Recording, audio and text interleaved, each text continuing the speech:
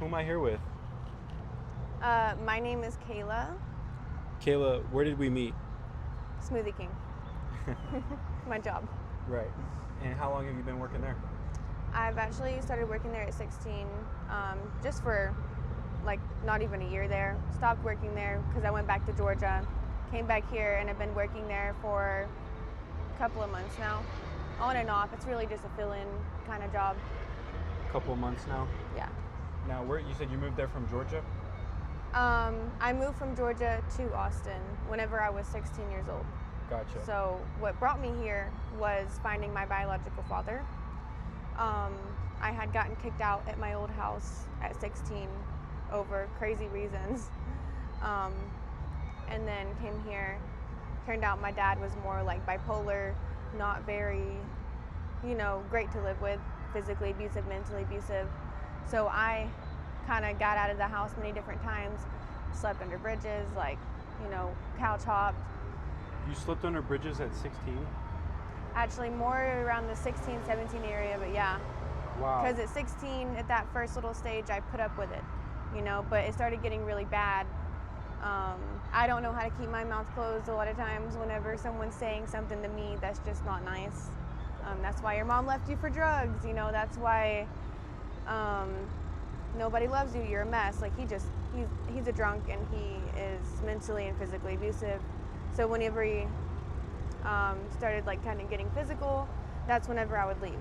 And I would either be able to go to a friend's house or just literally go over to Barton Springs and kind of make friends with people there and say, hey, can I crash on your couch tonight? Not even knowing the person. And that's honestly what I'm kind of really doing right now, because I haven't gotten my life straight over these few years. It's been really hard. I'm staying with a guy I barely know. I met him just a few months ago, but I think he's nice. We're not really getting along right now, but he's still willing to let me stay on his couch and everything. And I have a move-in date for my first apartment at the 28th of this month. So wow. Yeah. Congratulations. Thank you. That's awesome. Mm-hmm. And I see you in real time working. Mm-hmm. And your current circumstance, well, let me ask you this before we go there. How was your dad, your dad being that way? My dad what?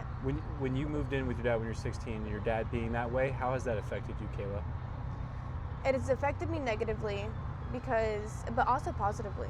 It's made me get on my own 2 feet a lot stronger, because just kind of a background in my old life in Georgia, I grew up with more of a materialistic family, and I was the adopted one, so I was the odd one out.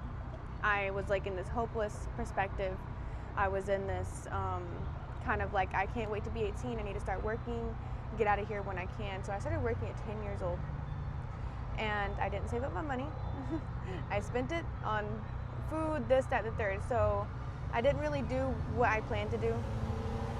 But anyways, coming from that perspective of one half of me that's hopeless, trying to distract myself throughout this life, and one half of me that's no, get it together. This life is so much more than this. We can get it together. And I've really come to step into that part of me recently, and to get it together, this is so much more. I'm not going to distract myself with Netflix, drugs, alcohol, weed, cigarettes. I quit smoking.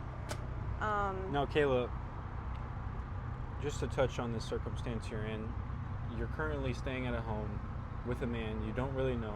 Mm-hmm. Does he make you do favors? No, I just help clean around the house. We had a little bit of a weird relationship there at first. We were a little bit more than friends, and then I decided I don't like that, So I kind of stopped, and then there's friction in between us. So it's really weird being there now. Really weird. Because he's still expecting that? Seems like so, but he also has more of an attitude now that that's not happening, How does that make you feel? It makes me feel unwanted, it makes me feel uncomfortable, but almost I just gotta bide my tongue and stay away from the house as much as I can and just crash there on the couch at night. And move-in date is in 10 days? Less? And Kayla, you're dealing with all this and you're currently pregnant? Mm-hmm. Yeah. I am 5 months pregnant. And I just know that I got to get it together, really. Now's the time. No more stalling, no more distracting. That perspective that I was in because of the family I grew up in, I just, that's why I stalled, that's why I distracted. But now it's kind of like I pulled myself out of that hole. And my dad really, that's what I was trying to get to earlier, I forgot. My dad pulled me out of that. Like, he negatively affected me, but the positive is he pulled me out of that because it's like he pushed me. You know, I just needed that big push to get back out of that negative mindset that I was in. Victim mindset? Victim mentality, yeah. You got to do it. You got to do it yourself. You got to show up. You do wrong, you got to admit it, take up, you know. And you're making your steps to better your situation. Exactly, which, yeah. Kayla, I highly respect. 20 years old, out here in Austin all alone, pregnant 5 months, staying at some random guy's house, you know, and you're still working, you're still making it through. That's very impressive, Kayla. Like, you're a soldier. Thank you. And I have family. And I've tried to go back to them in Georgia, but they deny me. You know, I went all the way back there and asked at the doorstep, they deny me, knowing I would have to sleep outside that night, knowing that I didn't have a next meal to eat. Just, no, go away, you're over 18, you're on your own. And I'm like, get that in a way, but I'm also like, what is family for? You know, they're family by blood, but not really, you know, because they're still distant family. They adopted me, but we're not too close.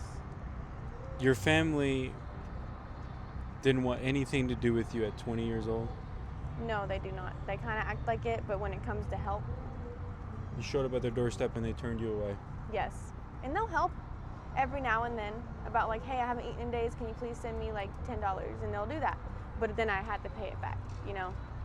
So I'm actually waiting to pay her back right now, so.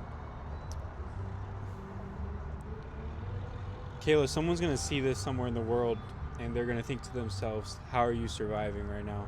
How are you keeping, you know, a positive outlook? How are you staying strong? A lot of times I feel like I'm going crazy, you know, but I still stay in that attitude of like, okay, we got it, we're going to get this. It's really just comes down to like praying, help me have faith again, help me be able to get through this if I don't know where I'm sleeping that night, or if I don't know where I'm eating, or if I feel like a victim, like, oh, I'm pregnant and I'm hungry and I can't eat right now. Then it's like, okay, well, I'm just going to pray. And God always delivers, no matter what, whether it's through people, whether it's just through circumstances. So I know that since a young age, I knew this life was going to be hard. I'm going to be on my own. I knew how my family was. They told me I was going to be on my own. So I was like, but we've got this. Let's hold on to the good memories. We've got this. Kayla, what can we do to help your circumstance?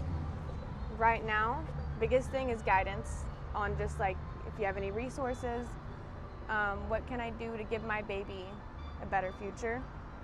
Where can I get free diapers? You know, this is the things I haven't figured out yet. Where can I find more food pantries? You know, and just all the things that I'm unaware of, those things that can help me in this life, really. And I tried to start a GoFundMe, but like that doesn't really get out there. And I don't know if it's really money that'll help me right now. Obviously, I'm kind of scrounging for the pennies, using a new credit card just to get first month's rent done at this new place. So money seems that it will help, but I think that there's better things out there than just money. If we wanted to help your circumstance, say someone sees this with, you know, a really good amount of resources, and they see something in you that they want to, you know, help or donate to. Do you have like an email we could find you at? Yeah, I do. It's my name, Kayla Standring, so Kayla Standring, like stand and ring, STANDRING 123 @gmail.com. Kayla, I really appreciate you sharing your message. My question for you is it okay if we, you know, remain in contact so I could follow you through your journey? Yeah. And maybe help, you know, get you reconnected and do follow-up interviews? Yeah, I would love that. Awesome. Now, you said your childhood was rough, right? Yeah, very. Why do you think that was? I didn't know my dad. Met him at 16. As soon as I met him, that's when I moved in. My mother left it whenever I was like 9 years old. She was schizophrenic from a car crash we were both in. And ever since then, that's just left a hole in me since she left. Like, she was my friend. She was my best friend. But she's just unaware. She's that crazy, you know? What had happened whenever I was 6 weeks old, we were in the car in Arizona, Tucson, Arizona.